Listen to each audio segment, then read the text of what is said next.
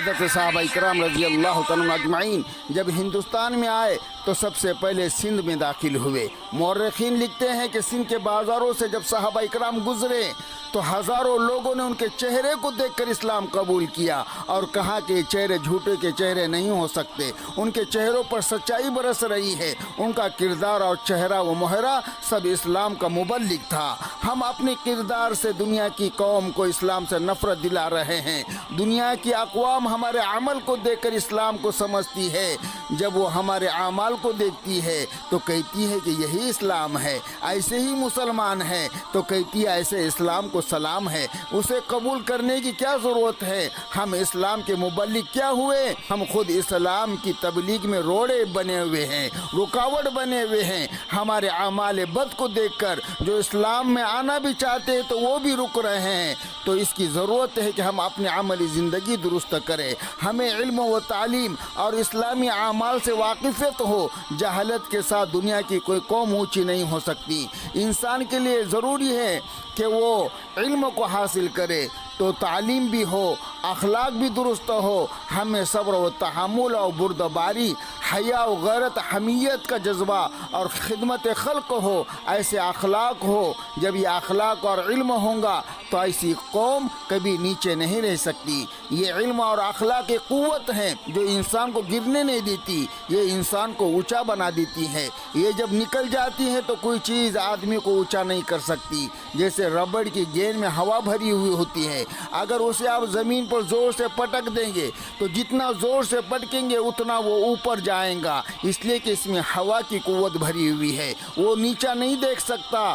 اگر ہوا نکال دیں تو وہ بال ٹھس کے پھنس رہ جائیں گا۔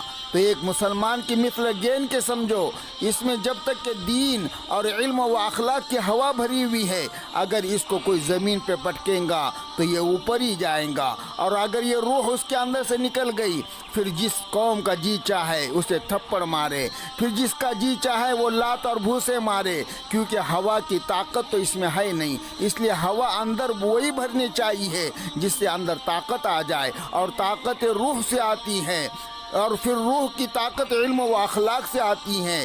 اسی سے آدمی کو خلافت کا مقام ملتا ہے، اسی سے انسان کے اندر عبادت کا جذبہ پیدا ہوتا ہے۔ جب تک کسی چیز کا مقصد پورا نہ ہو اس کی زندگی بیکار ہوتی ہے۔ مثلا ہمارے گھر میں اگر ہم نے پنکھا لگائے، پنکھے کا مقصد ہے کہ ہمیں ہوا ملے، اگر ہوا نہیں ملی تو وہ پنکھا بیکار ہے۔ مثلا ہم نے مدرسہ بنائے، اس کا مقصد یہ ہے کہ ہمارے بچوں کو تعلیم ملے، اگر اس مدرسے سے تعلیم نہ ملے تو وہ مدرسہ بیکار ہے۔ اگر ہم نے گھر بنائے، گھر رہنے سہنے کے لیے، لیکن اگر وہ گھر رہنے سہنے کے قابل نہ ہو تو وہ گھر بیکار ہے۔ اگر اس میں رہنے سہنے کا کوئی ماحول ہی نہ ہو تو پھر وہ گھر بنا کے کیا فائدہ ہے؟ بازار کا مقصد یہ کہ سامان ملے، اگر سامان نہ ملے تو پھر وہ بازار بیکار ہے۔ اسی طرح کسی اللہ رب العالمین نے بھی انسان کو جینے کا مقصد بتایا، وَمَا خَلَقْتُ الْجِنَّ وَالْإِنسَ إِلَّا لِيَعْبُدُونَ۔ اللہ فرما رہے ہیں کہ میں نے میرے بندوں کو میری عبادت کے لیے پیدا کیا۔ اگر کوئی بندہ اللہ کی عبادت نہ کرے، اگر اللہ کو نہ پہچانے تو پھر اللہ کا بھی اس کا کوئی مقصد نہیں۔ اگر کوئی انسان کا مقصد عبادت و خلافت ہے، اللہ کی عبادت ہے، جب یہ مقصد نہ ہو تو پھر یہ انسان گولی مارنے کے قابل ہے۔ اگر مقصد پورا کر رہا ہے تو وہ زندگی کا ثبوت دے رہا ہے کہ اس کے زندگی میں رسول اللہ کا طریقہ ہے، اس کے زندگی میں اللہ کا حکم ہے۔ اگر وہ اپنی زندگی ایمان، تقوی اور اخلاق کے حسن اخلاق کے ساتھ گزار رہا ہے تو سمجھو کہ وہ اللہ نے جس مقصد کے لیے بنایا ہے وہ مقصد کو پورا کر رہا ہے۔